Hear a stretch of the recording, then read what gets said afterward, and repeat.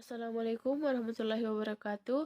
Perkenalkan, nama saya Olga Cahyana, NIM 35120076. Di sini saya akan membahas tentang proses berpikir para pendiri bangsa dalam merumuskan Pancasila. Selalu ada cerita di balik sebuah peristiwa. Demikian ketika akhirnya Pancasila disahkan sebagai dasar negara kita. Butuh proses yang panjang untuk bisa sampai ke sana. Tak berlebihan jika proses pembuatan ideologi negara ini kemudian menjadi salah satu sejarah terpenting bagi Indonesia. Nama Pancasila sendiri diambil dari bahasa Sanskerta, yang terdiri dari dua kata, yaitu Panca yang berarti lima dan Sila yang berarti prinsip atau asas. Dengan kata lain, Pancasila merupakan rumusan dan pedoman kehidupan berbangsa dan bernegara bagi seluruh rakyat Indonesia.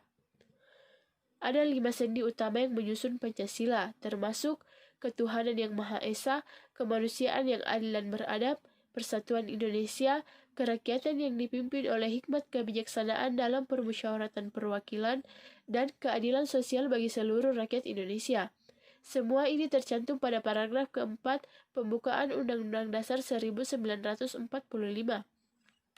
Setelah sempat mengalami perubahan pada kandungan dan urutan 5 sila yang berlangsung dalam beberapa tahap selama masa perumusan, Pancasila akhirnya menjadi Pancasila seperti yang kita kenal sekarang. Pada tanggal 1 Juni 1945 dikenal sebagai Hari Kesaktian Pancasila.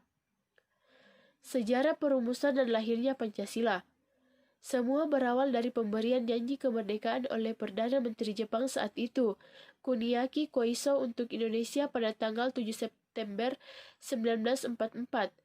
Pemerintah Jepang mendirikan BPUPKI, Badan Penyelidik Usaha-Usaha Persiapan Kemerdekaan Indonesia, pada tanggal 1 Maret 1945 dengan tujuan untuk mempelajari hal-hal yang berkaitan dengan tata pemerintahan Indonesia merdeka.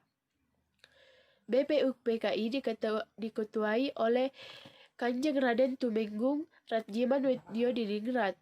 Dalam pidato pembukaannya kala itu, Ratjiman antara lain mengajukan pertanyaan kepada anggota-anggota sidang yang terdiri dari 74 orang, 67 orang Indonesia dan 7 orang Jepang. Apa dasar negara Indonesia yang akan kita bentuk ini? Tanyanya.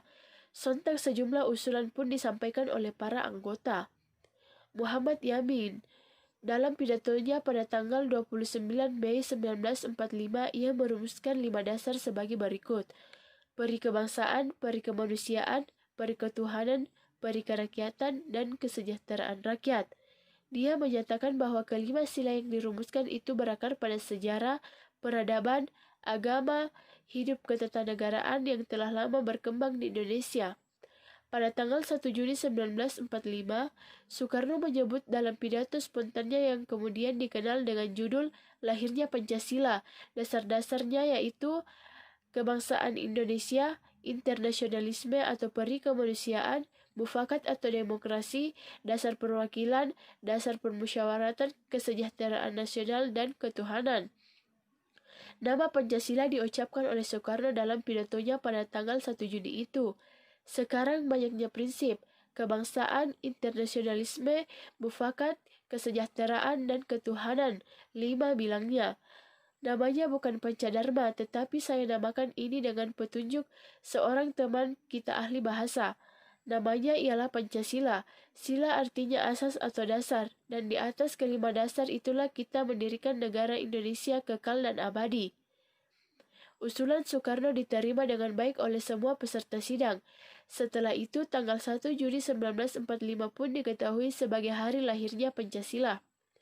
Sebelum sidang berakhir, suatu panitia kecil dibentuk untuk tak hanya merumuskan kembali Pancasila sebagai dasar negara, mengacu pada pidato yang diucapkan Soekarno pada tanggal 1 Juni 1945, tetapi juga menjadikan dokumen itu sebagai teks untuk memproklamasikan Indonesia merdeka. Dari panitia kecil itu, dipilih 9 orang yang dikenal dengan panitia 9 untuk menyelenggarakan tugas itu. Rencana mereka disetujui pada tanggal 22 Juni 1945 yang kemudian diberi nama Piagam Jakarta. Setelah rumusan Pancasila diterima sebagai dasar negara secara resmi, beberapa dokumen penetapannya adalah rumusan pertama, Piagam Jakarta, tanggal 22 Juni 1945, Rumusan kedua, pembukaan Undang-Undang Dasar 1945 pada tanggal 18 Agustus 1945. Rumusan ketiga, Mukadimah Konstitusi Republik Indonesia Serikat, tanggal 27 Desember 1945.